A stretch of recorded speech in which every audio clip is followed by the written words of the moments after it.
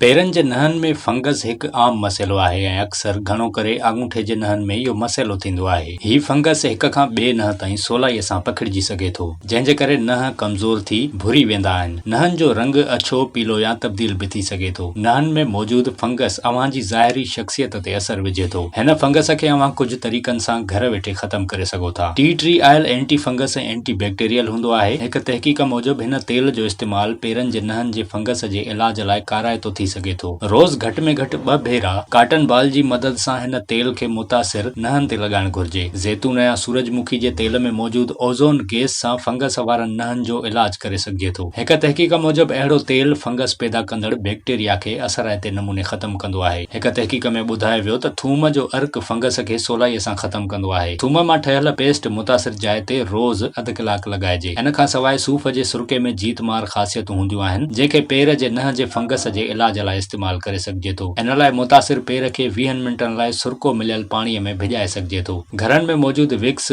Vapour पेर जे नहनि जे fungus जे इलाज लाइ इस्तेमाल करे सघिजे थो। रोज़ घटि में घटि 1 भेरो मुतासिर जाइ ते थोरो विक्स लॻाए सघिजे थो।